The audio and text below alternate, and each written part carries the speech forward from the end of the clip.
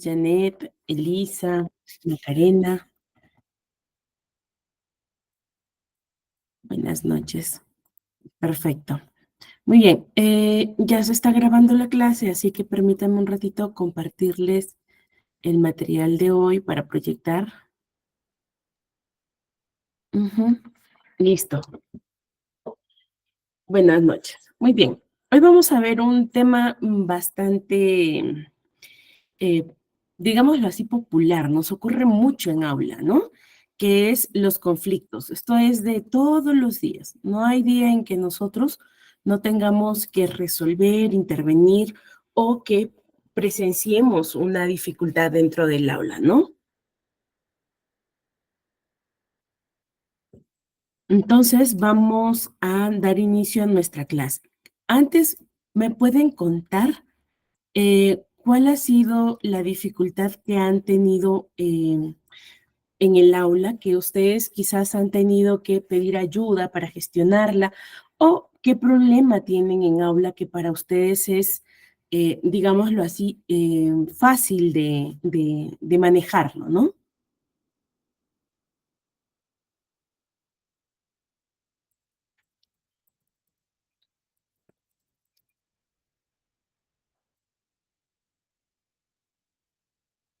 A ver,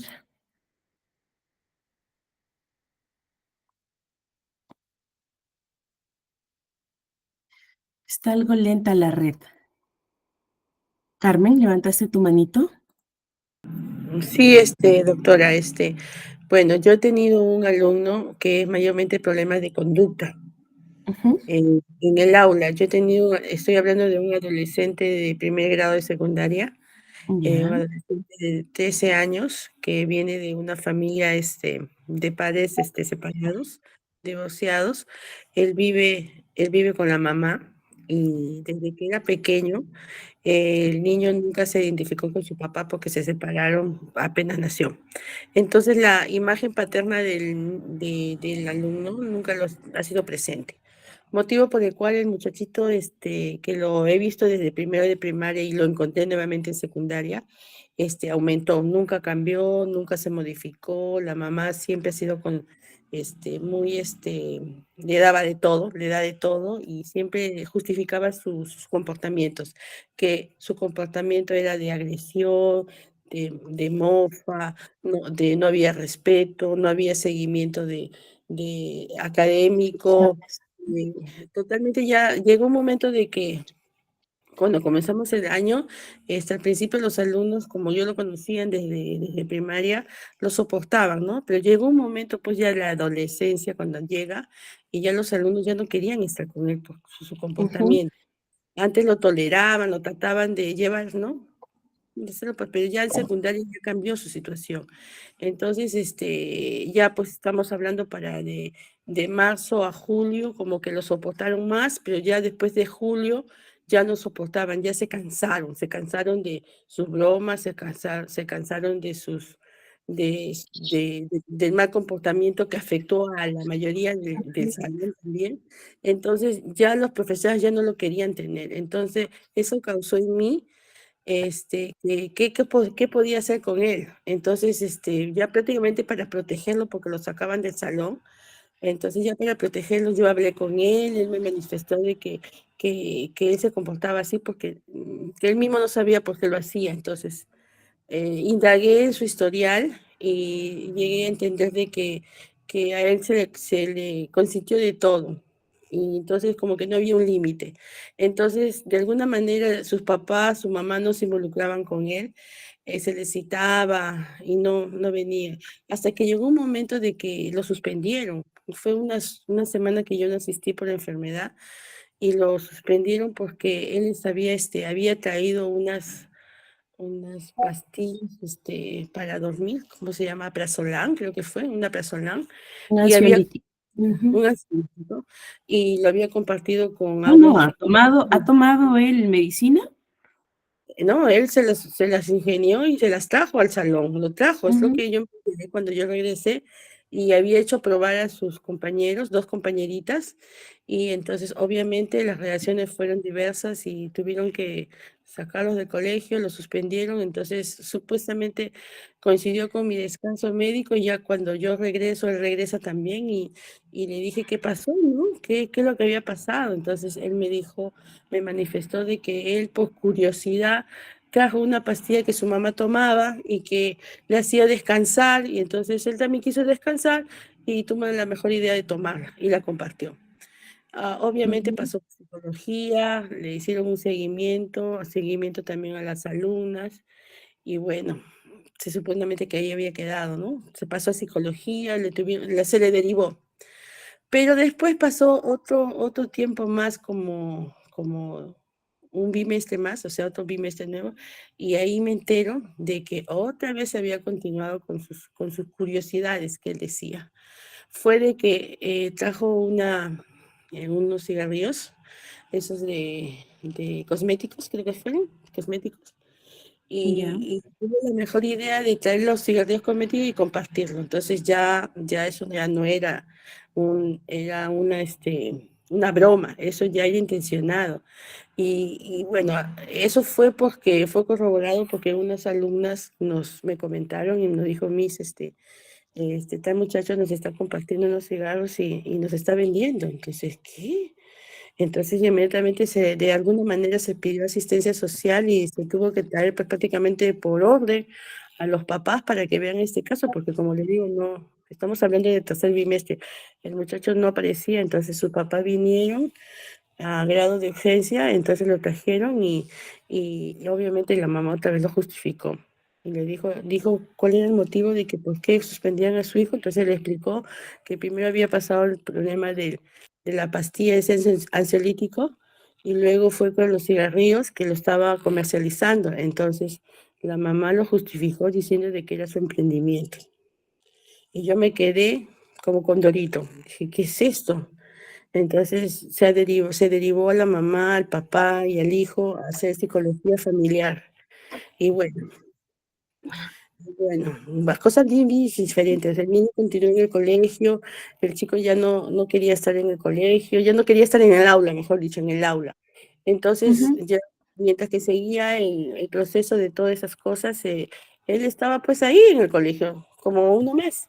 Entonces, yo de alguna Okey. manera para protegerlo, él era mi asistente, lo puse como asistente, así que él me asistía y eso fue un bimestre. Entonces, ya cuando llegó el cuarto bimestre, él estaba obviamente mal, en conducta, mal académicamente, él iba a repetir el año.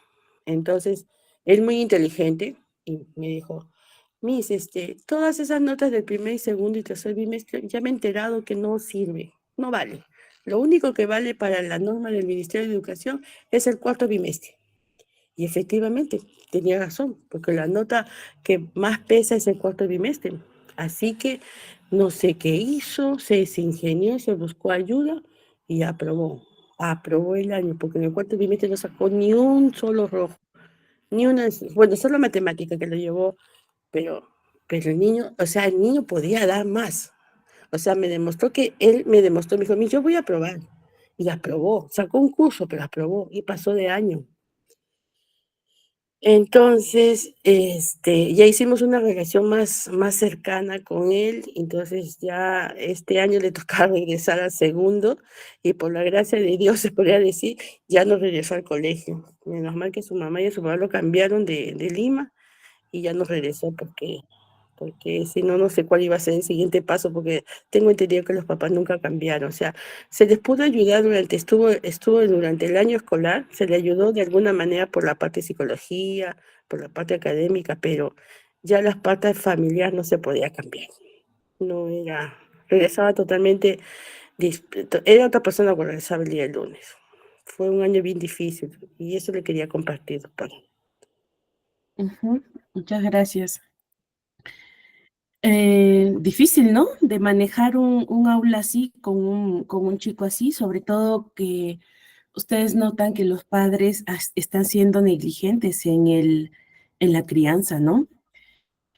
Así deben haber un montón de experiencias y lamentablemente no podemos hacer más.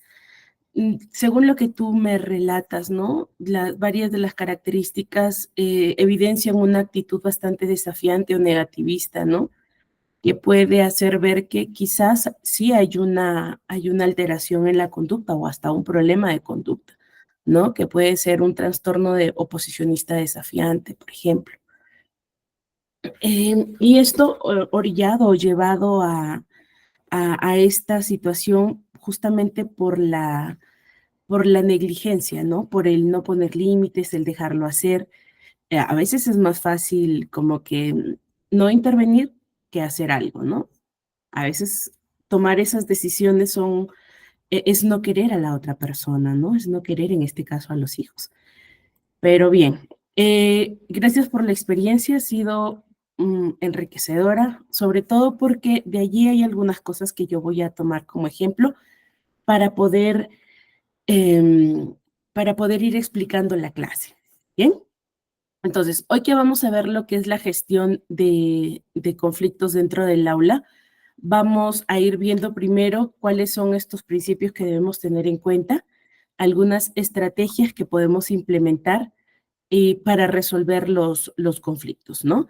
Y luego vamos a hacer unos pequeños ejercicios, tomando en cuenta que desde el sistema educativo nosotros no podemos hacer más, ¿ya? Bien lo decía con su experiencia nuestra estudiante que decía, tratamos de hacer lo más que pudimos en la escuela, porque en lo familiar no podemos intervenir, porque ya no es un área que nos competa.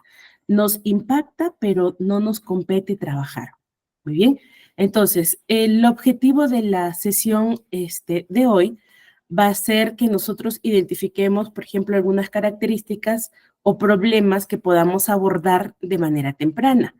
También que podamos, con la ayuda del psicólogo educativo, ¿no? Implementar dentro de las actividades que nosotros realizamos, ¿no? Implementar dentro de la currícula actividades que puedan permitir que el mismo estudiante gestione sus emociones, ¿no?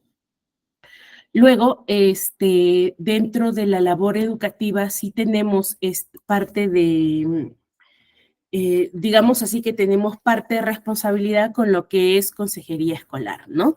Que en manera de intervención es hasta donde podemos abordar la situación desde la posición como psicólogo educativo, ¿no? Si ya la situación que en este caso ameritaba ya otro tipo de intervención que era más clínica, ¿no? Incluso intervención familiar, pero desde la posición, desde las funciones de maestro o de psicólogo educativo, no podemos ir más allá. ¿Bien? Entonces, vamos a tener en cuenta, perdón, vamos a tener en cuenta que la convivencia, ¿ya? Diaria nos va a permitir que nosotros vayamos conociendo a las personas que están, con las que compartimos el día en la clase, los amigos. Es inevitable que tengamos algunas desavenencias, ¿no? O de repente por allí algunas opiniones encontradas o contrarias. Entonces, el que nosotros convivamos con personas, miremoslo ya no solamente en el aula, de nosotros como adultos, con las personas con las que trabajamos, ¿cierto? Siempre hay en estas convivencias, en este día a día, siempre hay situaciones o necesidades que van a generar, o situaciones que van a generar estos roces, ¿no? Entonces, ¿qué debo hacer yo? ¿Ignorarlos o evitarlos o buscar atenderlos o gestionarlos? Entonces, ¿qué dicen ustedes? ¿Los ignoro y los dejo ya pasará o trato de abordarlos?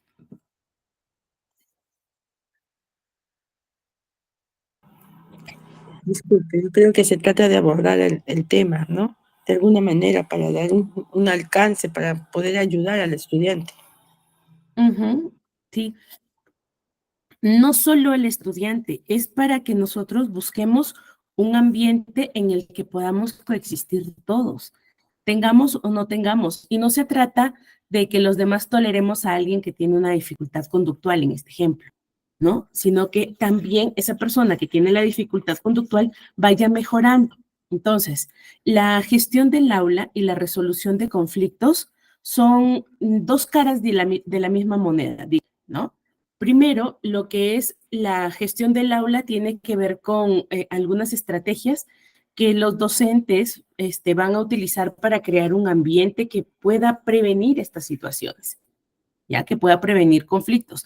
Y lo que es la resolución de conflictos tiene que ver con las herramientas que nosotros vamos a utilizar, ya que a las cuales vamos a recurrir para poder resolver estos problemas que ya surgieron.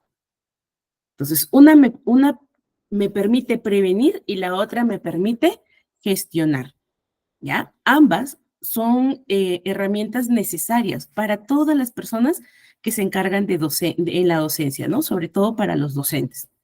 Entonces, cuando nosotros hablamos sobre un buen manejo de aula, déjame ir bajando, ¿ya? Cuando nosotros hablamos de un buen manejo del aula, también tenemos que tomar en cuenta estas capacidades que nosotros tenemos, que tú como adulto, como modelo, como modelador o como gestionador dentro del aula, también tengas que conocer, ¿no? Cómo resolver estos conflictos. Muchas veces, la forma en cómo abordamos las situaciones, problema, se hacen desde las herramientas o desde los recursos que tiene el docente. ¿Listo? Entonces, cuando yo como docente tengo una mejor capacidad para resolver estos conflictos, tengo una perspectiva de qué situaciones o qué estrategias puedo utilizar para poder resolver situaciones, entonces yo voy a tener una postura más pacífica quizás y constructiva sobre todo. Pero ¿para qué me va a servir el trabajarlo de esa manera? ¿No? Primero porque eso me va a permitir que yo cree un espacio donde perdón, donde los alumnos se sientan seguros y respetados. ¿Ya? Se sienten respetados. Lo decía nuestra compañera que nos relató esta experiencia, ¿no? De cierta manera los niños como que le toleraban, lo pasaban, pero hasta cierta forma o hasta cierto momento. Los límites, cuando se llegan a rebasar, las personas tienden a responder de manera también cansada, ¿no? Cansada de que siempre lo mismo, ya no aprende, no entiende. Entonces, en vez de yo tener un ambiente donde los chicos se sientan seguros, se van a sentir como que están o le permitimos demasiadas cosas inadecuadas o conductas inadecuadas, y a los que realmente se portan bien, ni los miramos, ¿no? Entonces, aquí nosotros generamos un ambiente donde no se puede gestionar de manera efectiva las situaciones. Aprendemos de mala manera a gestionar o a entender las situaciones. Entonces, vamos por lo contrario. Si yo logro gestionar, si yo logro manejar mi aula, pues va a aumentar el compromiso también de los alumnos. ¿Ya? Gestiono mejor el compromiso de los chicos porque saben que tiene a alguien que los va a respaldar. Entonces, no es como que, no, puede ser que nos pase esto, ¿no? Cuando dice, no, mejor ni le digo, porque ni me escucha.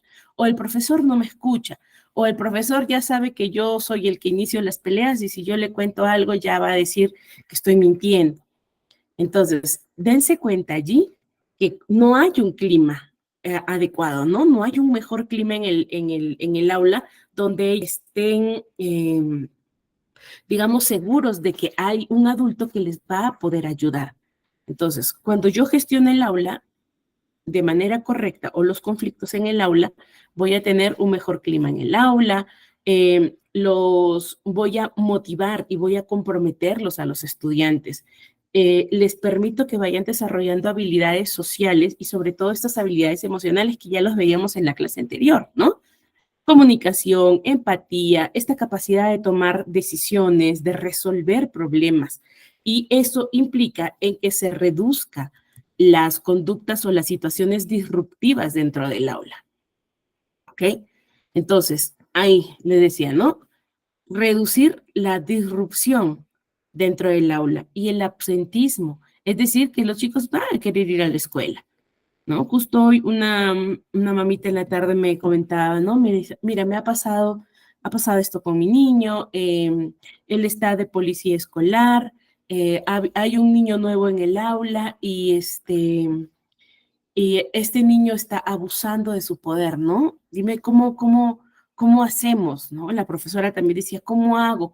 ¿Qué le digo? ¿Cómo lo gestiono? Cómo le hablo ya, cuando ya le he hablado de todo?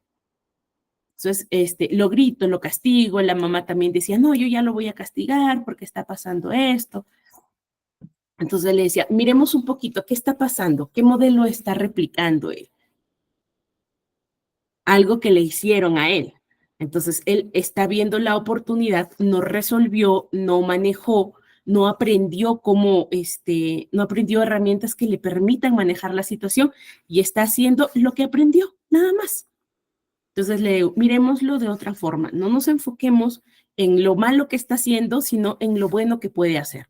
Entonces, hablabas con el chico en la tarde, se ha comprometido de cierta manera a cambiar la forma en cómo aborda, se desespera porque están en el mismo grado, pero vienen de distintas escuelas y hay una brecha en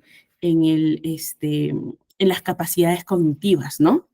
Entonces me desespera porque no aprende, no sabe nada, hay que explicarle todo. Ok, pero vamos a hacerlo de manera correcta. Si no quieres enseñarle, entonces busquemos otra persona que le pueda guiar, que le pueda gestionar. Si tú no puedes o no tienes la paciencia, porque hay que reconocer, a veces no lo tienen, ¿no? Entonces, mirándolo de esa manera, el niño dice, bueno, voy a intentarlo una vez más y si ya de verdad yo me doy cuenta que no puedo, yo ya le entregaré el cargo que sale del niño. Miren, ni siquiera hemos buscado que la profesora, porque la profesora dice, le voy a quitar el cordón, ¿no? Le voy a quitar la responsabilidad. Entonces, sale del mismo niño de que si no lo puede gestionar, entonces él dejaría el cargo y que otro compañero lo pueda asumir. Pero no somos restrictivos, ¿no? Nos enfocamos en lo que podemos lograr, porque se evalúa si tiene o no las herramientas el mismo alumno. Entonces, hay diferentes estrategias que nosotros podemos utilizar como docentes o como psicólogos o como practicantes de psicología dentro de las escuelas, ¿no? Que nosotros podemos utilizar para gestionar el aula y resolver conflictos que van a pasarnos así todo el día y de todos los tipos. ¿Ah? Entonces, eh, ¿qué principios? Permítanme un ratito, por favor. Mm, Está lento esto. Ya está.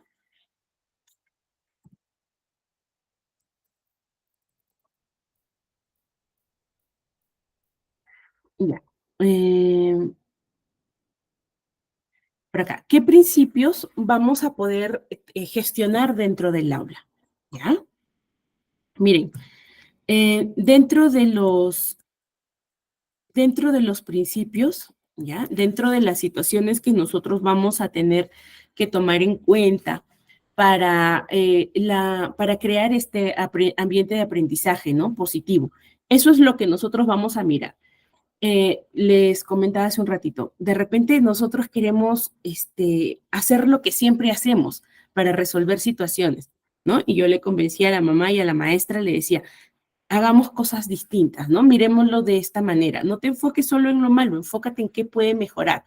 Hazle saber que puede llegar a hacerlo, que puede cumplirlo, ¿no? Que puede responder de otra manera. Entonces, para esto es importante que nosotros tengamos en cuenta estos principios que van a ser fundamentales para que nosotros propiciemos este ambiente positivo y efectivo, ¿no? De aprendizaje sobre todo. Entonces, uno de estos principios es la planificación. ¿Y qué tiene que ver? ¿A qué nos referimos con la planificación? Y es que nosotros tenemos que tener claro cuál va a ser el objetivo. ¿Ya? El objetivo para cada lección o cada actividad. ¿Qué voy a buscar con cierta actividad? De repente yo no lo planifiqué, pero ya tengo en mente cuál va a ser el objetivo, qué es lo que busco. Entonces, en base a eso, en base a ese objetivo, yo planifico o diseño actividades. También otro de los principios es que yo tengo que buscar que las actividades sean atractivas para los alumnos, ¿no? Y dentro del aula vaya facilitando el aprendizaje y la colaboración, organizar el aula. Miren, les cuento una experiencia personal, ¿no? Cuando era estudiante en la primaria. Yo recuerdo mucho que en la primaria la maestra, estábamos en sexto, ya, hacíamos promoción, ¿no? Pero siempre éramos grupo de niñas, grupo de niños, y la maestra hizo una dinámica en la que, dijo, la dinámica, creo que le puso el nombre algo así como, revueltos, ¿no? Así dijo, vamos a hacer un jueguito, vamos a jugar esto, revueltos, yo me acuerdo que lo mencionaba, ¿no? Y me acuerdo mucho de esa maestra, era Enevina, se llamaba.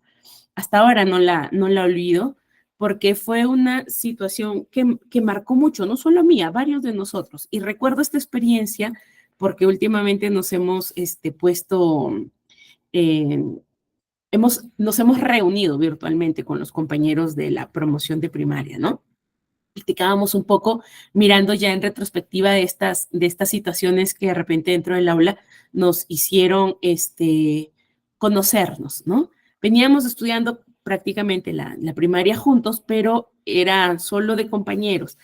Y la maestra identifica o quiso hacer esta dinámica para que nosotros nos conociéramos.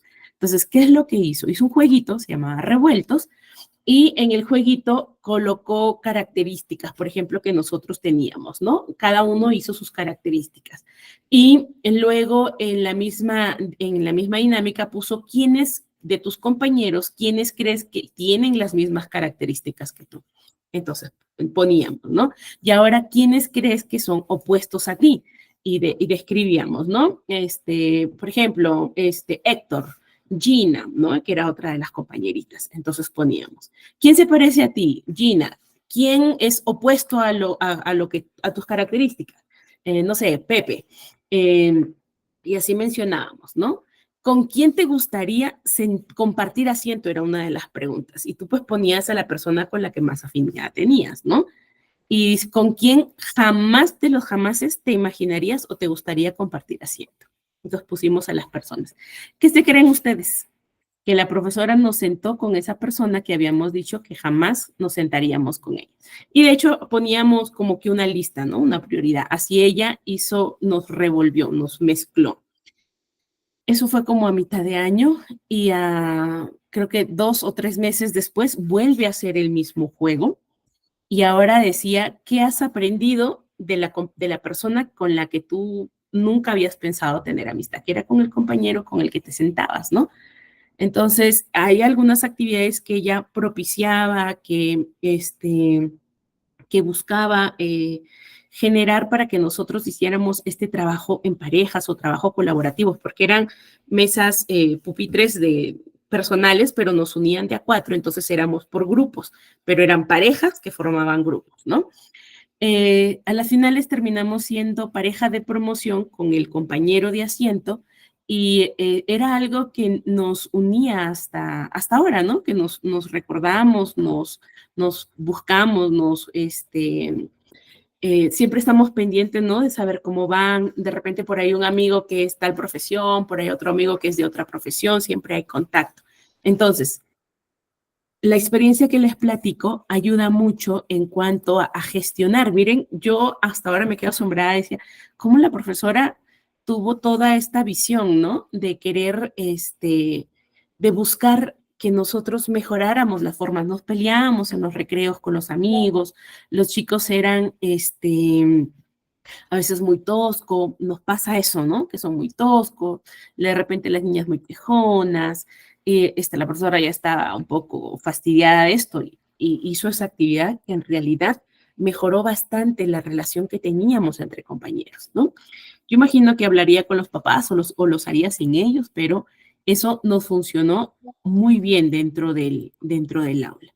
Entonces, es importante que nosotros tengamos en mente esta planificación, a dónde queremos llegar, cuál es el problema que tiene tu aula. Y de acuerdo a la identificación de ese problema, tú empieces a planificar, normar, ¿no? Porque es importante poner límites. Dentro de las aulas nosotros siempre tratamos de generar estos acuerdos de convivencia, ¿no? Pero también hay normas que no son negociables. Entonces, tener consistencia en estas normas, en estas expectativas también que tenemos acerca de nuestros estudiantes, nos va a ayudar a que ellos también entiendan qué esperamos, ¿no?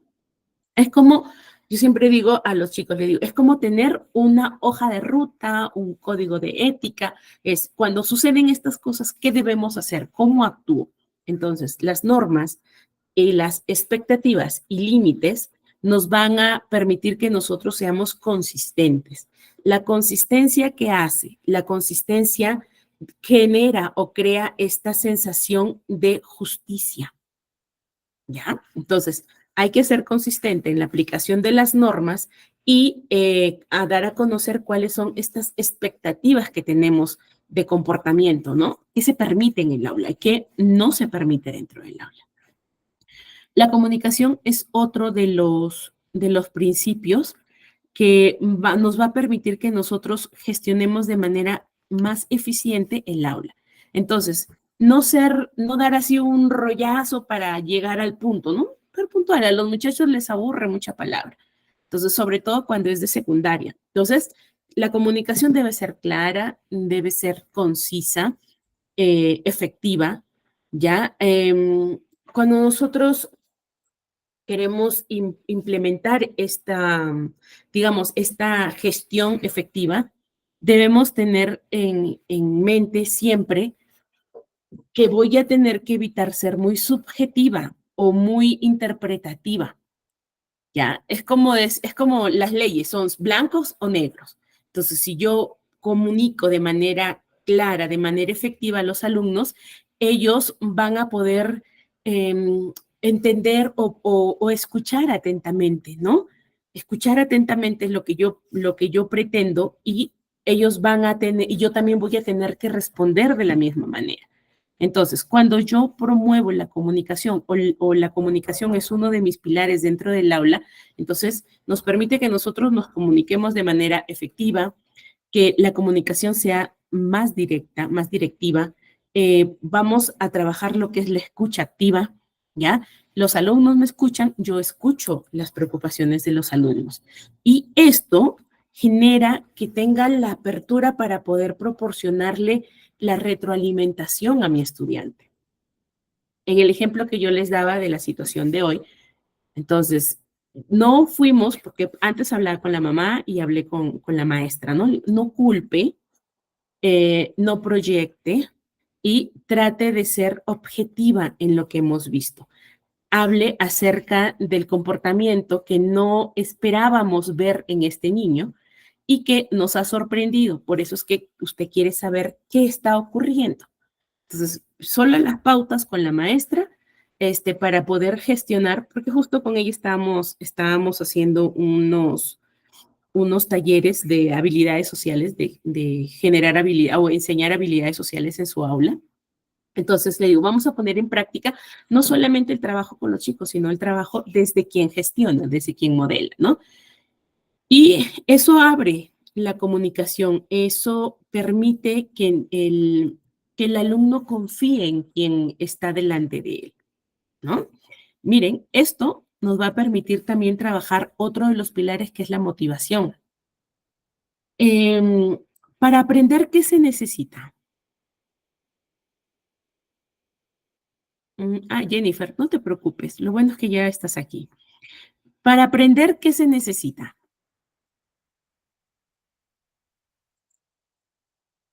¿Están allí? ¿Sí?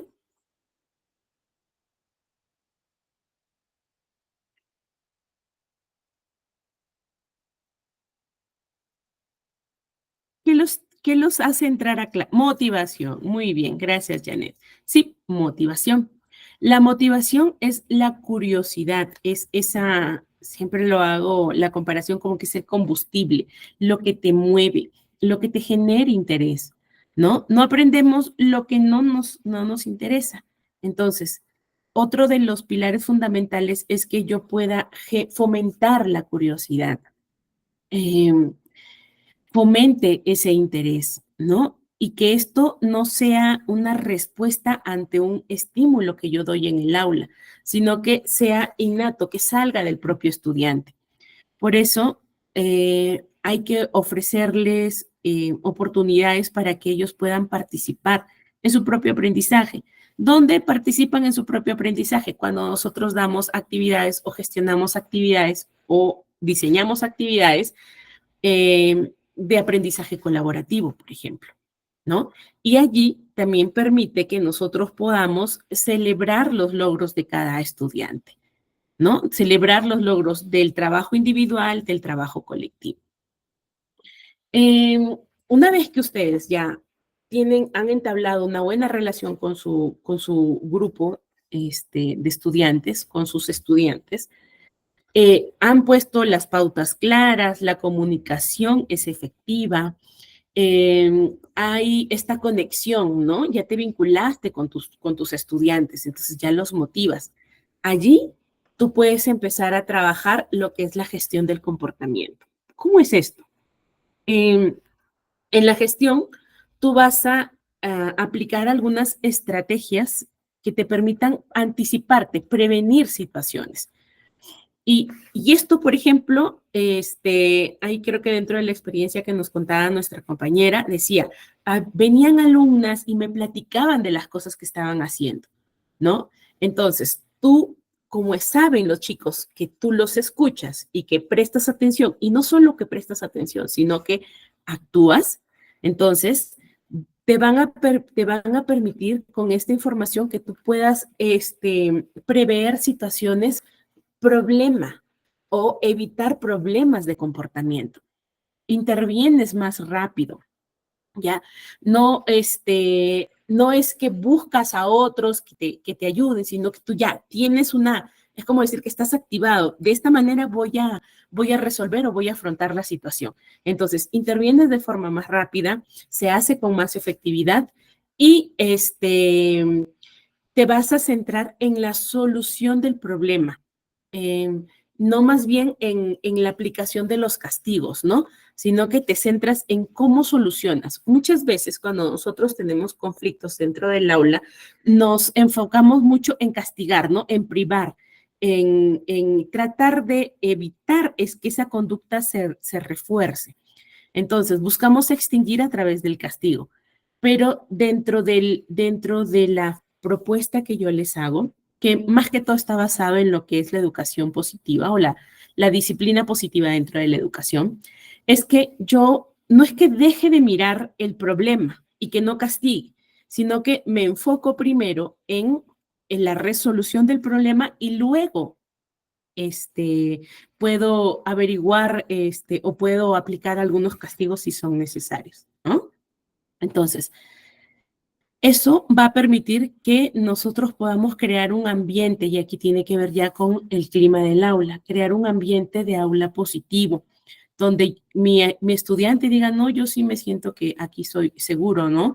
Que me respetan, que me toman en cuenta, que me escuchan, que atienden mi demanda. Entonces, cuando yo tengo este ambiente positivo, yo puedo propiciar, como ya hay conexión con el estudiante, yo puedo propiciar la colaboración y el respeto mutuo, ¿no? Y eso es lo que busco, que los chicos se respeten, que dentro de la premisa de aprender, ¿no? Ellos también vayan desarrollando habilidades que les van a permitir adaptarse a la vida adulta. Y con esto no digo que solo lo voy a gestionar cuando la educación es secundaria, desde la primaria. Entonces, cuando yo voy enseñándole a los estudiantes a respetarse, ¿no? Entre ellos, a fomentar también a que ellos fomenten situaciones en las que se sientan seguros, entonces yo voy a, digamos, a tolerar y a celebrar la diversidad en el aula. En vez de decir, uff, se fue el problema, decir, trabajé con el problema, ¿no? Es distinta la perspectiva. Ustedes van a decir, sí, profesora, o sí, licenciado, usted, porque de repente usted tiene las herramientas, usted lo va a manejar mejor, pero eso no significa que si nosotros no tenemos las herramientas o no hay esa capacidad de gestión, no lo podamos hacer. Entonces, como maestros, estamos en la, digamos, en la obligación de poder mejorar personalmente, de abrirnos a estas perspectivas, de decir, no solo yo voy a enseñar, porque no solo vas a enseñar, ¿no? Vas a vincularte con estos chicos que están contigo 5 o 7 horas al día, imagínense. Entonces, es importante que yo siempre celebre esta diversidad, pero buscando que esta diversidad o estas cosas que a nosotros nos hacen únicos sea nuestro fuerte, ¿no? En vez de que algo que nos quiebra sea nuestro fuerte la diversidad. Y lógicamente hay que hacer el feedback o hacer la retroalimentación de los chicos, ir siempre comunicando cómo vamos, cómo felicitar el progreso que tienen. Igual, cuando nosotros vemos que de repente hay un niño por ahí que está tratando de mejorar, de cambiar, el entorno tiene que ayudarlo a que esa iniciativa de cambio se mantenga, porque cuando el entorno no refuerza esta iniciativa de cambio, entonces los chicos ¿qué hacen? Tienden a regresar a sus antiguos hábitos. Por ejemplo, si un niño que pasa muy seguido, ¿no? En primaria, le he visto, en el colegio había una premiación por unas actividades y el niño tenía unos apellidos, que juntos era un poco gracioso el apellido, ¿no? El nombre y el apellido. Entonces lo llaman a que reciba la diploma y el niño se negaba en salir. Lo conocían por su nombre, y ya cuando dicen sus apellidos se comienzan a burlar los demás. El niño se negó a salir y se negaba a ir a la escuela, ¿no? Entonces, cuando él se negaba a ir a la escuela, abordamos con parte del psicólogo que era Heck, ¿no? Abordamos con él el trabajo y le decíamos, muy bien, no puedes obligar a un niño a que asista a una escuela donde no se sienta o a un lugar donde no se sienta respetado. Entonces, ¿qué hacemos? Trabajamos con los chicos, vamos a trabajar la tolerancia, ¿no? Entonces, vamos hablando con los estudiantes, evaluamos, yo siempre utilizo esto de ponte en mis zapatos, ¿no? Pongámonos en los zapatos del niño al cual hemos hecho un poco de hostigamiento, ¿no? Nos hemos burlado de este alumno. Entonces, con esto yo utilizo la evaluación para mejorar el abordaje que estoy haciendo, ¿no? No solamente en la enseñanza, sino también cómo es que yo estoy llevando a mi aula. Y esto invita pues a que los estudiantes reflexionen acerca de las propias decisiones o en las propias acciones que van haciendo, ¿no? Cómo se van comportando. También permite que tú puedas recibir ideas o estrategias también desde parte de tus estudiantes, ¿no? Y lógicamente les vas enseñando a que nosotros estemos abiertos a la crítica y abiertos a la retroalimentación. No es para nada fácil sentarte a escuchar que te digan, ¿qué estás haciendo mal? ¿Cierto? No es fácil. La crítica no es fácil de asumirla. Para nosotros adultos, ¿es fácil? Yo creo que no. Imagínense para muchachos a los que están creciendo y que están aprendiendo a lidiar con todo esto. Se les hace mucho más difícil, ¿cierto? Entonces, lo que nosotros debemos buscar siempre es la reflexión, el evaluar qué estamos haciendo y reflexionar acerca de lo que estamos consiguiendo y dar esta apertura para que no solamente la gestión del aula parta de mí, yo la implemento, pero luego son todos los actores que están participando en esta Se gestión. me fue, mira. ¿Perdón? Ok, entonces, que están participando, que van a empezar a retroalimentarse y ahí se va a mantener el sistema. Pero si yo lo busco hacer sola, entonces no voy a lograr porque solo es una persona la que se va a esforzar y sobreesforzar, ¿no? Entonces, si yo involucro, enseño, gestiono, evalúo, reflexiono y sigo implementando estos principios, entonces ya no va a ser solo una persona. Voy a tener más personas que están involucradas en gestionar de manera positiva el aula, ¿no? ¿Qué les parece estos principios? ¿Están de acuerdo con algunos? ¿Algunos sí les parece difícil de implementar? Cuéntenme desde su experiencia, ¿no? Desde su experiencia. ¿Creen que algunos sí les funcionarían, otras no? Vayan, si gustan, pueden levantar la manito y platicar o pueden ir escribiendo en el chat, ¿no? Para hacer un poquito el trabajo interactivo, ¿no? Muy bien. Si se animan, aquí estamos escuchándolos. Ahora vamos a ir, bueno, Elisa. Sí, maestra, ¿Levantaste tu buenas mano? noches. Ujú. Sí, Buenas noches. mi pregunta era, tenía una duda sobre la diferencia de un trastorno de aprendizaje o un problema de conducta. No, un problema de conducta versus un trastorno de conducta. ¿Me podría decir esa diferencia que estoy un poco confundida, por favor? Gracias. Ujú, claro. Cuando hablamos de trastornos, ya es, mira, un problema de conducta es netamente coyuntural, digámoslo así, ¿no? Que es como reactivo.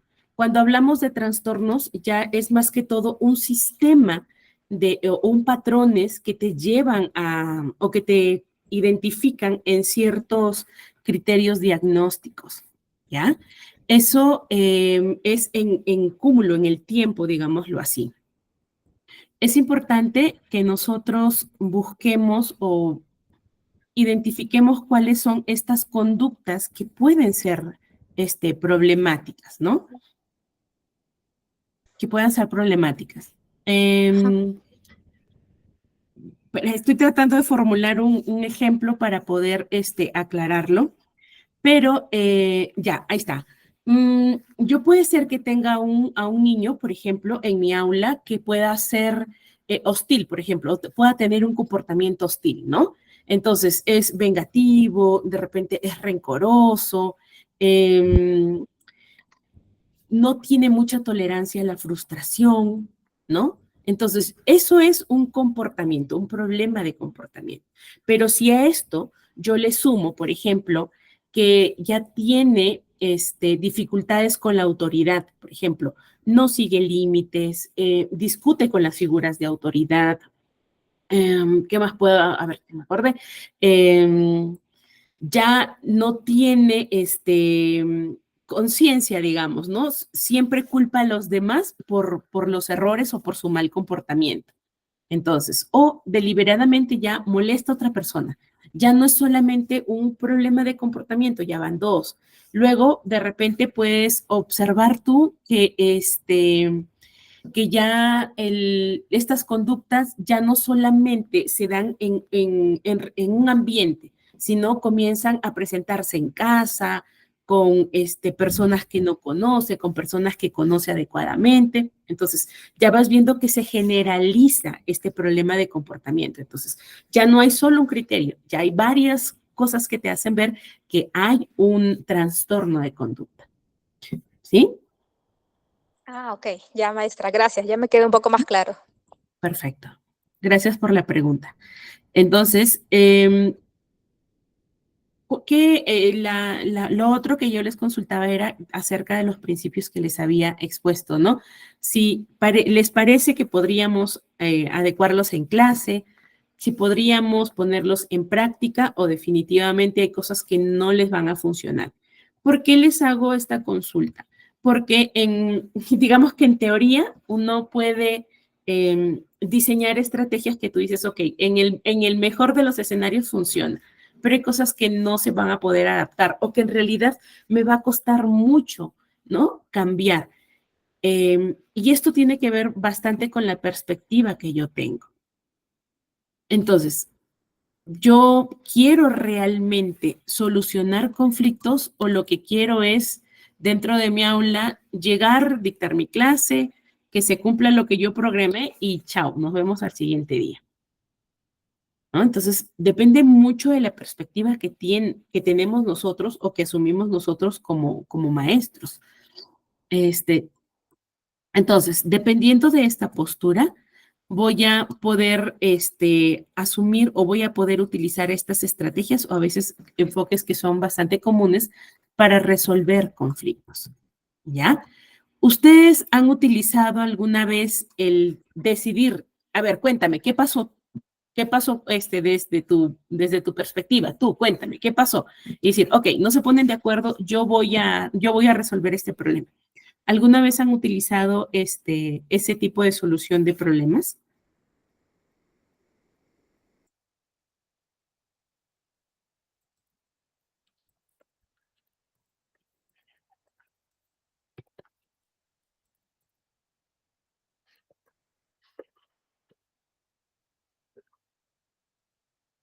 Sí, no.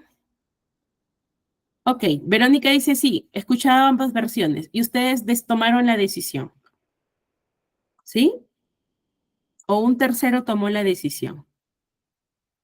Ok, muy bien. Si eso ha sido el escenario, entonces ustedes han aplicado una estrategia para resolver conflictos. ¿Y cómo se llamará esa estrategia?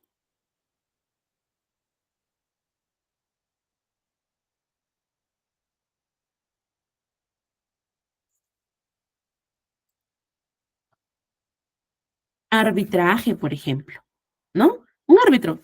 Tu postura, su postura. Yo uno eso, escucho ambas versiones y tomo mi decisión. Arbitraje, por ejemplo. Esa es una estrategia para, perdón, para resolver conflictos dentro del aula. Y aquí les planteo algunas. Entonces, la primera, una de las estrategias es la negociación. ¿Con todos va a funcionar la negociación? No. No con todos funciona. ¿Y qué tiene que ver esto? Porque ambas partes o las partes que están involucradas en el conflicto deben tener la postura o deben estar apertura para poder negociar, para llegar a un acuerdo que pueda satisfacer a ambas partes, ¿no? Entonces yo puedo utilizar esta técnica. Pero si de repente uno dice, no, aquí no hay forma, yo traje esto, me pasó una vez, ¿no? Con unos niños, por ejemplo, estaban haciendo una actividad colaborativa que era para vender como un mercadito dentro del aula y algunos tenían que hacer, preparar ciertas cositas, ¿no? Y un grupo había hecho ensaladita de frutas. Entonces, habían llevado tablita de picar, un cuchillito, habían llevado un cuchillito de fruta sin punta, con ciertas especificaciones, ¿no? Por los cuidados que hay que tener dentro del aula. Entonces, no los podemos dejar entrar con arma blanca, pero ya era una actividad que habían hecho años antes y podíamos utilizar el material. Entonces, llevaron sus cosas y de pronto se pierde una de las herramientas, ¿no? Y la herramienta que se pierde era de una niña que era como la líder del aula y a quien le echan la culpa era la niña nueva de ese año. La niña nueva había llevado un cuchillo similar, era el mismo cuchillo que el que se había perdido y decían que ella se lo había robado, ¿no? Entonces no le creían, la culpaban de que había robado el cuchillo, que ese era el cuchillo de la otra niña y la otra niña comenzó a poner en mal, ¿no? Comenzó a murmurar, a poner en mal siempre por la postura, ¿no? Que dice, ah, ella me lo cogió, no soltaba. Entonces, con la maestra, le digo, maestra, eso le está generando problemas. Sí, porque la niña nueva ya llega a consultorio, llega derivada al psicólogo del aula, llega derivada al psicólogo de la escuela por el maestro del aula, porque ya empezaron a tener este trato hostil, ¿no? Entonces, como le digo, dentro de este colegio, estamos enseñando también lo que son habilidades sociales a las estudiantes. Entonces, ya tenía la maestra como que claro decir, si surgen estos conflictos, hay que derivarlos. Entonces, ya la niña le ponían cabe cuando jugaba, siempre murmuraban, o decían bromas relacionadas a que robaban, ¿no? Entonces la otra niña ya estaba apartada. ¿Qué técnica de negociación podríamos haber utilizado, perdón, qué técnica de resolución de conflictos podríamos haber utilizado en este caso? Cuando ya te das cuenta que no hay una postura abierta para la negociación, ¿no? Tampoco hay una postura que podamos utilizar como el win-win, ¿no? Tú pierdes, yo pierdo para ganar y ambos ganamos, ambas partes. No aplica a ninguna. La resolución colaborativa no iba a aplicar tampoco, porque una de las partes era la que se sentía más afectada, ¿no? Arbitraje pudo haber funcionado, pero en este caso ya iba más allá el problema, ya no solo era la pérdida del artículo de cocina, sino ya iba al molestar y hasta el hostigamiento, por ejemplo. Entonces, aquí lo que utilizamos en primera instancia fue la mediación, escuchar ambas posturas, ¿no? Escuchar a ambas y traer pruebas de lo que decíamos. Entonces, la niña que era acusada, que al principio se había estado sintiendo apartada, ya no quería ir a la escuela, quería renunciar, quería dejar el colegio, le dimos la oportunidad para que ella pueda traer sus pruebas. Trajo fotos de chats, compras de la boleta que había comprado el cuchillo. La mamá también fue a hablar diciendo que ella había comprado el cuchillo porque tenía una hermanita más pequeñita y que justamente le estaban tratando niña también se involucrara porque decía, ay, mami, yo también quiero preparar, yo quiero hacer, y la niña la dejaba, ¿no? Habían comprado un cuchillito. Y uno de los argumentos de esta niña decía, o sea, la tienda solo hace cuchillos para ti, nadie más puede tener cuchillos iguales, ¿no? Entonces, cuando utilizábamos la mediación, que es parte de una estrategia, nosotros también aplicamos esta estrategia de aquí, que era la comunicación efectiva, ¿no? Entonces, escuchar a ambas partes involucradas, escuchar sus posturas, dar espacio para que ellos puedan mirar las pruebas, ¿no? Queríamos hacer eso, mirar las pruebas.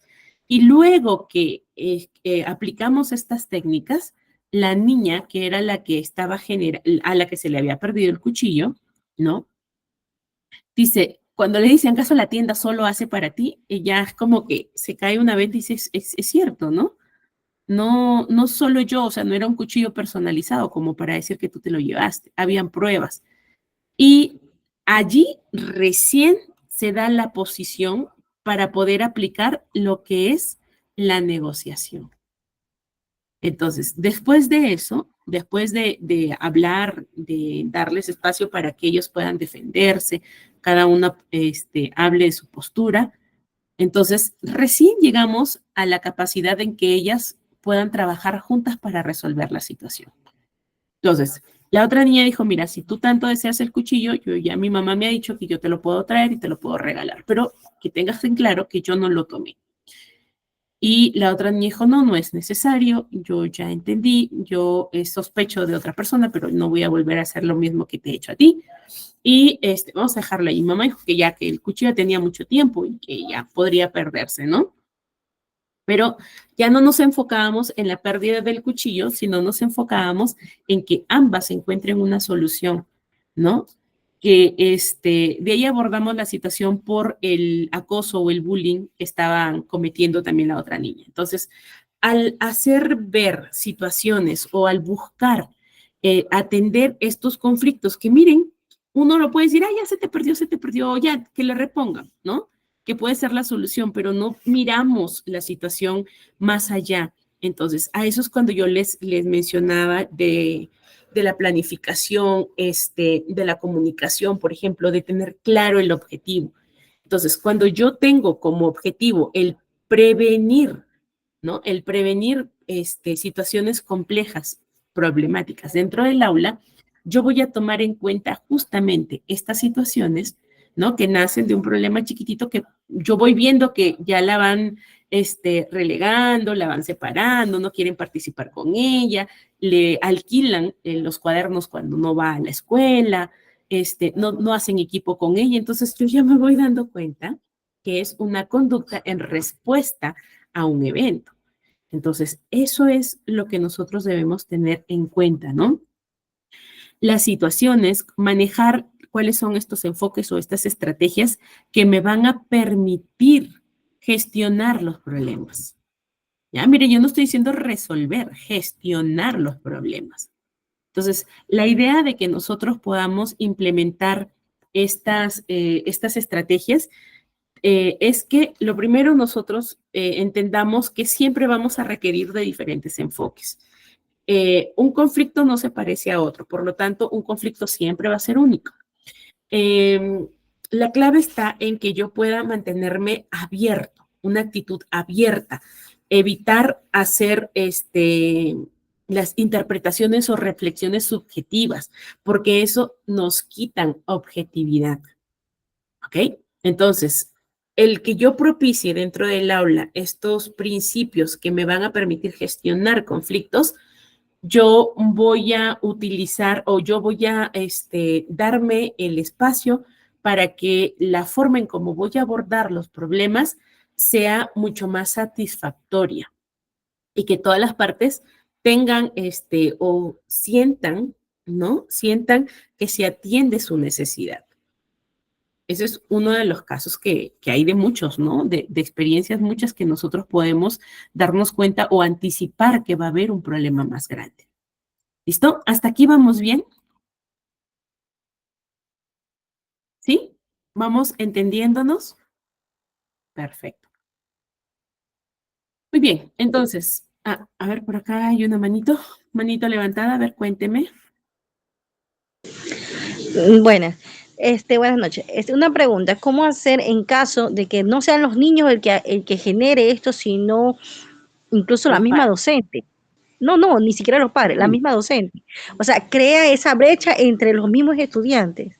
¿Cómo poder ayudar ahí? ¿Cómo neutralizar la actitud de la docente para evitar que los niños sean afectados? Porque a la larga con comentarios desagradables, para mí son desagradables, afecta de una u otra manera a los niños. Claro. Hay algo que yo con el pasar del tiempo he aprendido. A veces no podemos, hay cosas rotas que no podemos arreglar o remendar. ¿Y qué podemos hacer? Evitar que esto roto impacte o rompa también al resto, ¿no? O que corroa al resto. Entonces, sí, de hecho, nos vamos a encontrar con maestros que definitivamente no gestionan. Por eso les decía al inicio, depende mucho de lo que tú tengas como modelador, como guía, como maestro, de los recursos que tú tienes, de la apertura que tú tienes. Tengo un caso de una maestra que, de hecho, ya están decidiendo apartarla de la escuela porque justamente hostiga a los alumnos, ¿no?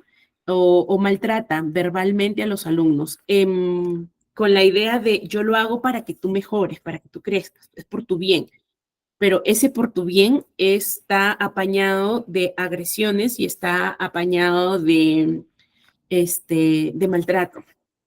Entonces, ya cuando hemos abordado la situación con la maestra, se le ha dado oportunidad, miren, desde la dirección, desde en este caso como es pública la escuela, desde UGELES.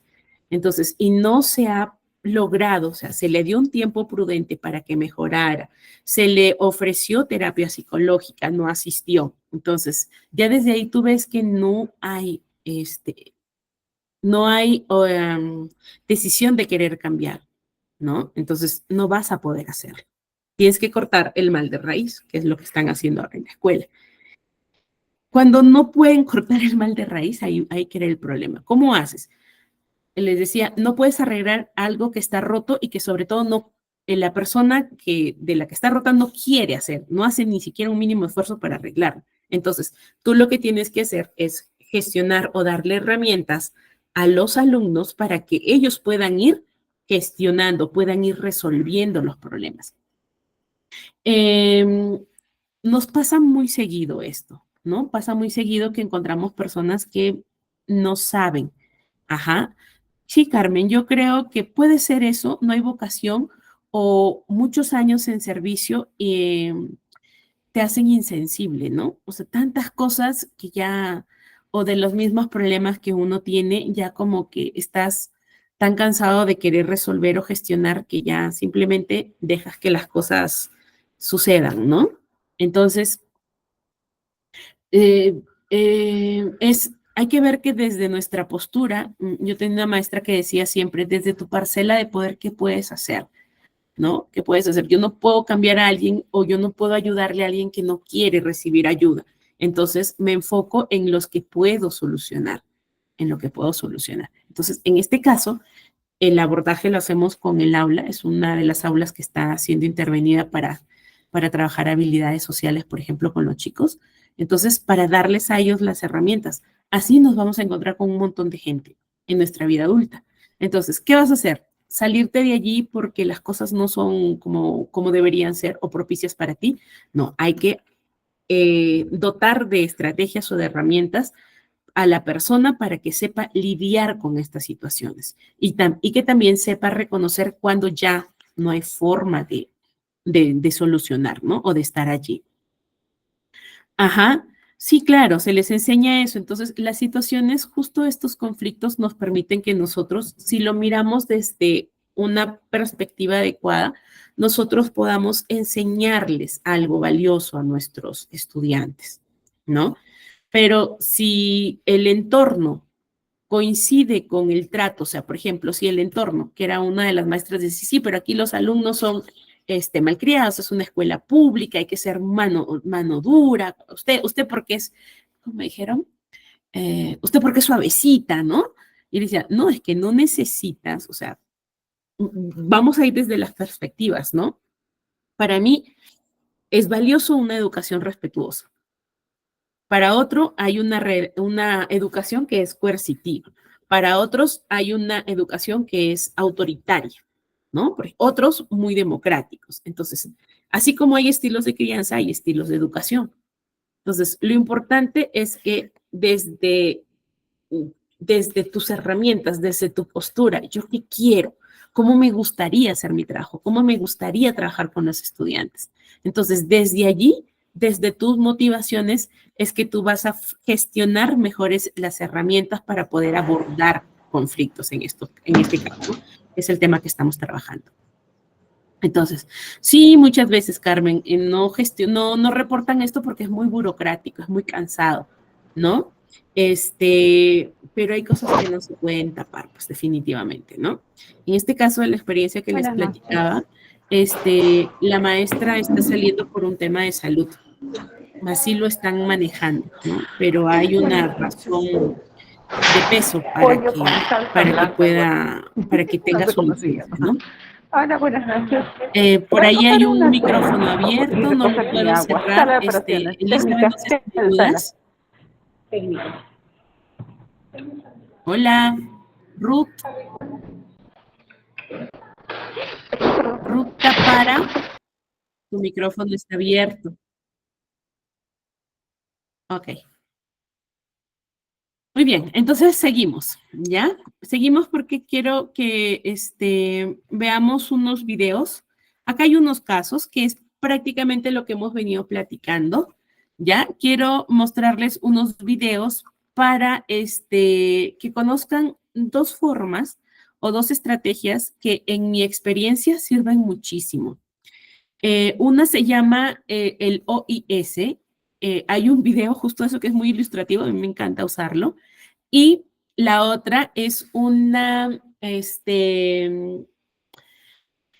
digamos que es una herramienta muy valiosa el saber reconocer cuando nosotros entramos en este rol, que es un poco el juego de roles, le llamamos triángulo dramático, ¿ya?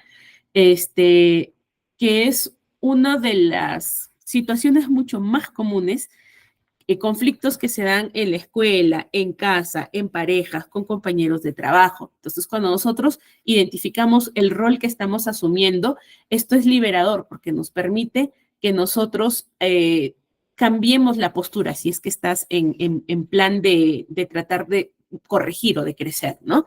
Entonces, vamos a ver estos videitos. Ya, permítame un ratito abrir, copiar dirección del vínculo. Entonces,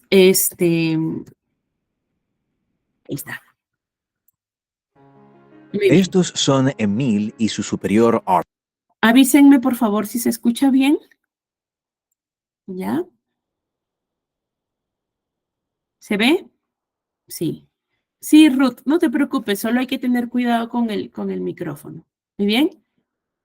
Muy bien, entonces vamos a ver el videíto. Demora 7 minutitos, así que estamos en el rango de tiempo para verlo. Y una vez que terminamos, lo que sí les pido, por favor, traten de interactuar un poquito más para poder ir platicando. Sobre todo quiero saber qué les hace reconocer esta información.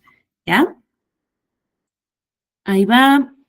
Voy a apagar mi cámara para que no Emil tengamos... suele tardar en entregar los proyectos a tiempo. Esto provoca el enfado de Arthur, de los clientes y en general hace que toda la imagen de la empresa se resienta.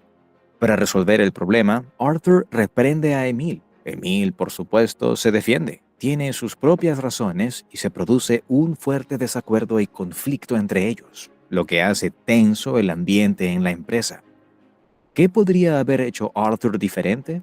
Emil metió la pata, pero ¿es posible resolver la situación sin crear un conflicto? Uno de los métodos para resolver los conflictos es la técnica OIS, que consta de 3 elementos. El primer elemento de esta técnica es la observación. En la práctica, esto implica que describas lo que has observado de una manera objetiva, pero sin hacer acusaciones. Debes ser preciso, pero no debes juzgar a la otra persona. Por ejemplo, Arthur podría haberle dicho a Emil que éste entregó sus 3 últimos proyectos con 2 días de retraso. Como puedes ver, se trata de una declaración de hechos sin ningún tipo de juicio. El segundo elemento de la técnica OIS es el impacto. El impacto es nada más que explicar qué tipo de reacción provoca en ti esta cosa que observaste. Debes centrarte en ti mismo, sin hacer acusaciones a la otra persona. No intentes leer su mente, no intentes averiguar por qué ha actuado así, ya sea por pereza, por distracción o por cualquier otra cosa. Arthur, por ejemplo, podría decir que esta situación le estresa, que entregar los proyectos tarde hace que él también se retrase y corre el riesgo de que el cliente rescinda del contrato por incumplimiento del plazo. Como puedes ver, Arthur describe sus sentimientos, pero no lanza acusaciones contra Emil. El tercer elemento de la técnica OIS es la solicitud. Ahora puedes decir lo que quieras, expresa tus necesidades y trata de ser educado. De este modo conseguirás que la otra persona se comprometa a algo a lo que puedas referirte más adelante. Arthur podría decir que prefiere que Emil cumpla sus plazos o que le avise cuando necesite más tiempo. Luego, juntos pueden pensar en una solución a este problema. Una buena estrategia es formular su necesidad en forma de pregunta. Emil, ¿podrías hacerme saber de antemano que necesitas más tiempo? Emil tendría que ser muy poco generoso para responder, no podría. A una petición formulada a manera de pregunta, es muy difícil negarse. Como puedes ver, la técnica OIS es corta y muy sencilla. Te permite buscar intencionalmente un compromiso y pedir la comprensión de la otra parte. Solo hay que recordar estos 3 elementos. 1. ¿Qué observaste? 2. ¿Cómo te hace sentir? Y 3. ¿Qué esperas de la otra persona? Entonces, hay muchas posibilidades de que ni siquiera se produzcan. El segundo método consiste en salir del triángulo del drama. A menudo, los participantes en un conflicto asumen espontáneamente determinados roles. Estos papeles son el acosador, la víctima y el salvador. A veces, un participante en el conflicto puede desempeñar todos estos papeles por turnos. Veamos el siguiente ejemplo.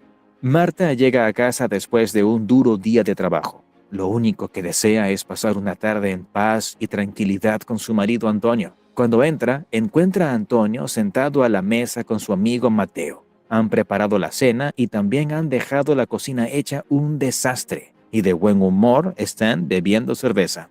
Marta se mete en el papel de acosadora y hace sus primeras acusaciones.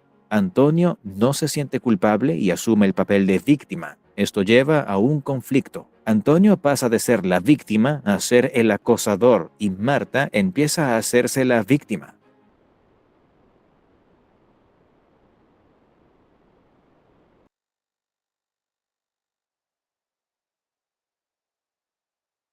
Mateo se une a la discusión tratando de alivianar la situación y asumiendo el papel de salvador. Al mismo tiempo, convierte en el acosador de Marta. El conflicto está en punto muerto. A cada ataque le sigue un contraataque. En este punto muerto, los participantes ya no se preocupan por encontrar una solución, sino por imponer sus reglas y ganar poder. Ninguno de los papeles es mejor que los demás, aunque solo el término acosador tiene una connotación negativa.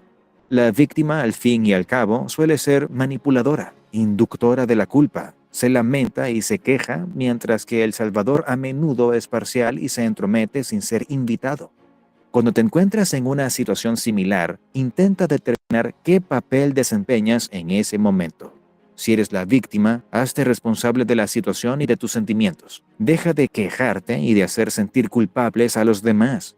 Si tú eres el acosador, deja de asaltar, culpar y hacer acusaciones. Practica la crítica amable y constructiva.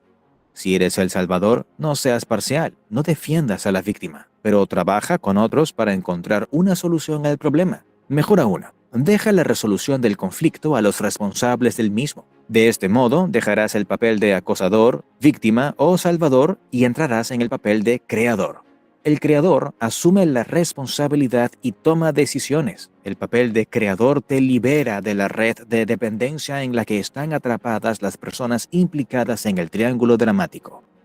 Seguro que en tu vida has conocido a una persona a la que admiras por su capacidad de encontrar su camino en cualquier situación. No se deja llevar por sus emociones, desprende calma, sabe comunicarse con respeto y no se deja manipular. Al practicar el arte de resolver los conflictos, también puedes ser una de estas personas y convertirte en una inspiración para los demás. Los dos métodos que he comentado fueron descritos en un libro alemán por Simon von Berlepsch. Comparte en los comentarios qué te pareció o si has tenido últimamente un conflicto que pudiste resolver. Nos vemos en el próximo resumen.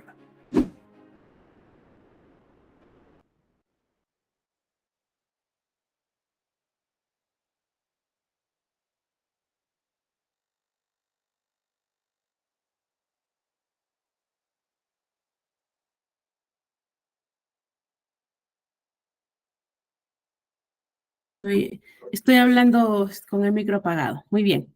¿Qué opinan del video que hemos visto ahorita? ¿Con qué se quedan? ¿Qué les enseña?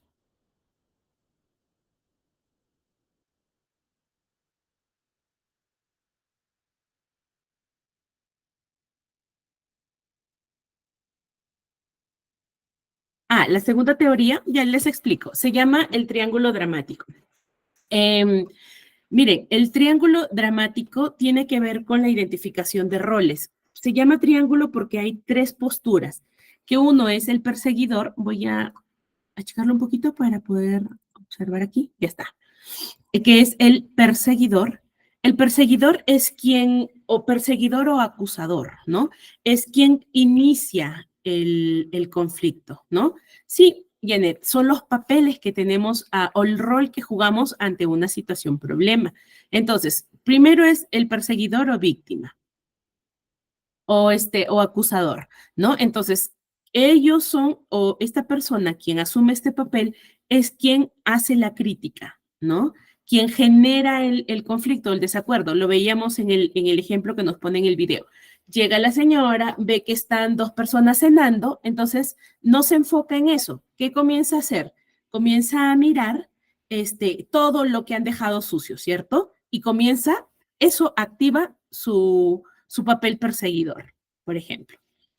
El papel de víctima es la persona que se siente impotente y se siente indefensa, ¿no? Ante la situación, ante las críticas de este rol. Y luego, eso es el conflicto, ahí sería bilateral, ¿cierto? Bilateral. Pero ¿qué pasa? Llega una tercera persona, un tercer rol al conflicto que es el salvador. ¿Y el salvador con quién se va a aliar? Normalmente se alía con la persona que tiene el rol de víctima.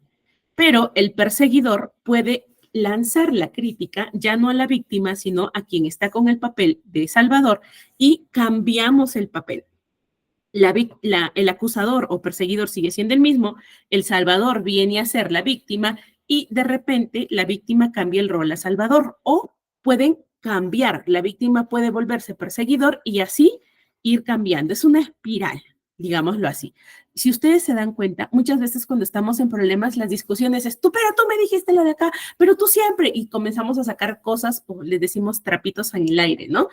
Cosas de que han pasado muchos años de repente, pero que yo no las he resuelto y que en ese momento activa mi plan de víctima o perseguidora y yo comienzo a sacar los trapitos, digámoslo así.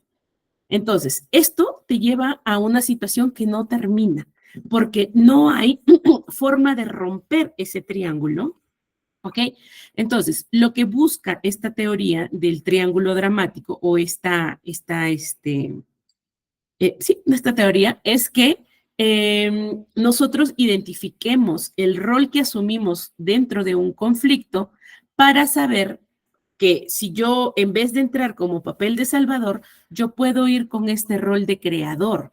El rol de creador, ¿no? El rol de creador lo que busca es romper este triángulo, romper esta espiral que te lleva a que todos vayan cambiando de roles, ¿ya? Y que el objetivo es que salgamos de este triángulo y fomentemos, como decía por ahí una compañerita, Verónica dice, llegar a un acuerdo, dialogar, escucharnos, exacto. Lo que busca es que al salir de este triángulo dramático, nosotros tomemos conciencia del rol que estamos asumiendo y que busquemos que la comunicación sea mucho más directa. Allí dejamos nosotros de lado la subjetividad y nos enfocamos en la objetividad. Desde pequeña a mí me enseñaban, ¿no? Para pelear se necesitan ¿cuántas personas? Mi papá siempre, cuando nos peleábamos con nuestros hermanos, decía, 2.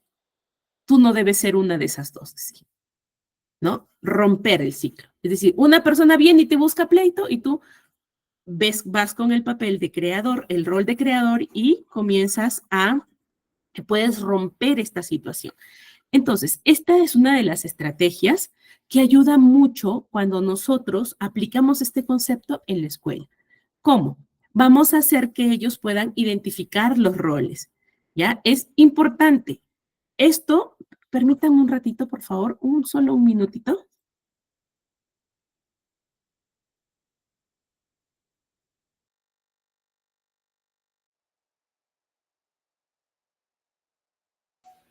Ok, entonces lo que nosotros vamos a hacer es que nuestros estudiantes aprendan a identificar estos roles.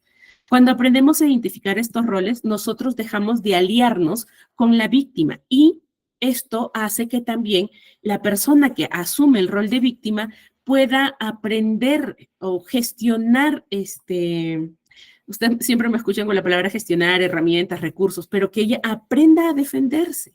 No siempre va a haber una persona que le defienda. Y no está bien asumir siempre una posición de víctima.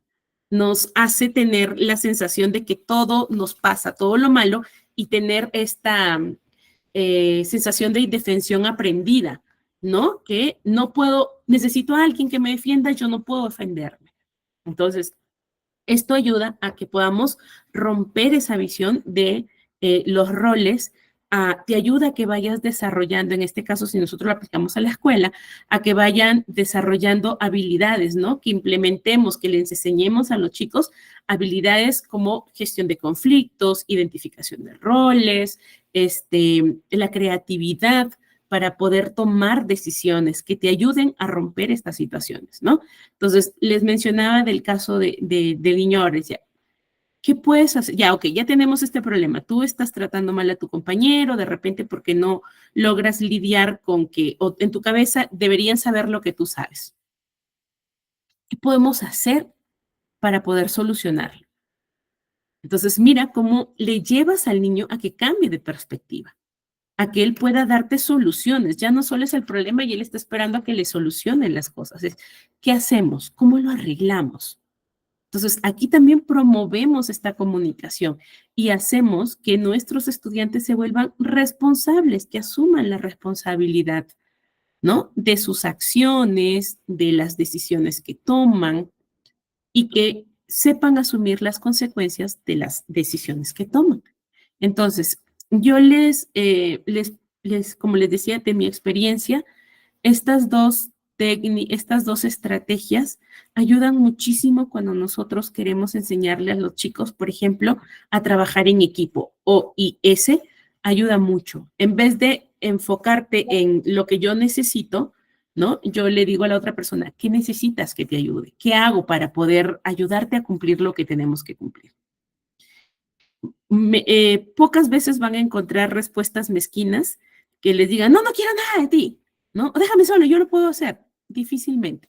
Cuando nosotros ofrecemos ayuda, la otra persona tiende a aceptarla.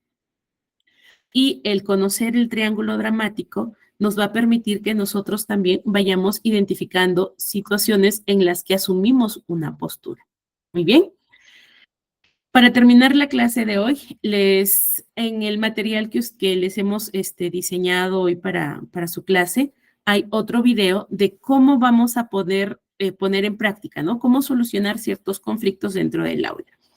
Lo importante para poder manejar estas situaciones, primero es que ustedes tengan abierta la perspectiva, siempre abierta, ¿ya? Siempre tengan distintas opciones para solucionar. Un error muy común que cometemos cuando tratamos de solucionar problemas es asumirlos como personales.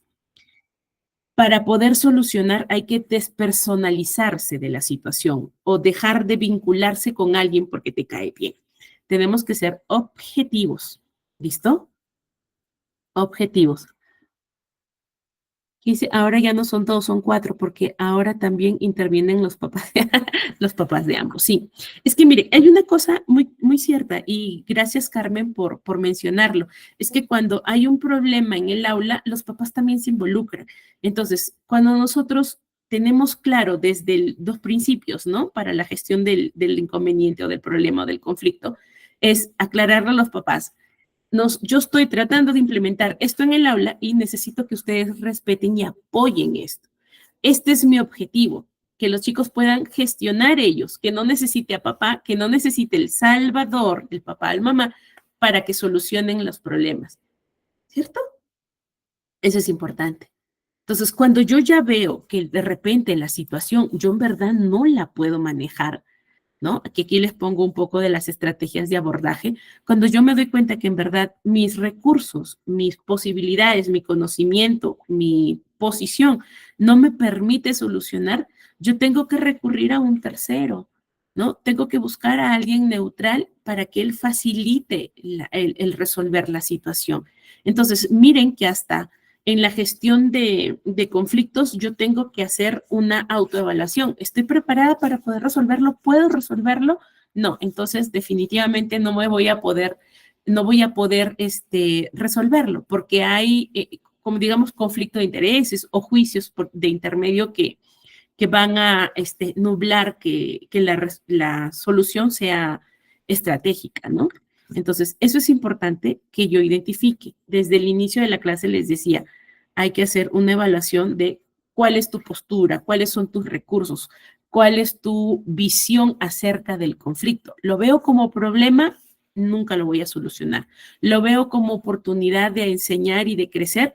Entonces va a ser una situación de la cual yo voy a tomar provecho para poder solucionar, para poder aprender. ¿Ya? Recuerden que nosotros somos gestionadores. No le puedes decir a un niño, haz esto que te funciona. Les tenemos que dar distintas herramientas porque al igual que nosotros que vamos escogiendo qué nos funciona, ellos también van a ir aprendiendo qué les funciona.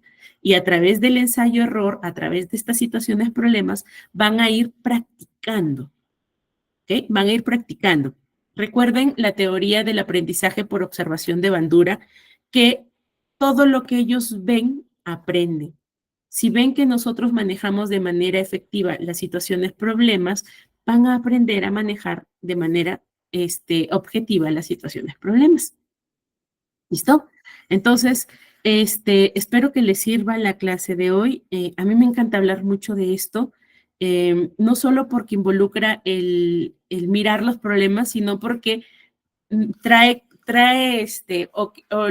digamos así que lo que necesito para poder resolver problemas es trabajar en mí también como individuo, ¿no? Como persona. Entonces, no puedo dar lo que no tengo. Entonces, para poder gestionar, para poder resolver, para poder buscar, yo tengo que también identificar en mí como persona, ¿no? Per se, buscar qué necesito resolver para poder abordar situaciones. Muy bien, hay un trabajo más que todo de desarrollo personal antes de atreverme a resolver problemas dentro de donde me esté desarrollando como profesional. Muy bien, espero pues nos encontremos mañana sin ningún inconveniente para dar cierre a a nuestras 2 semanas de estudios que han sido bastante bonitas, sobre todo por la interacción que ustedes tienen, ¿no?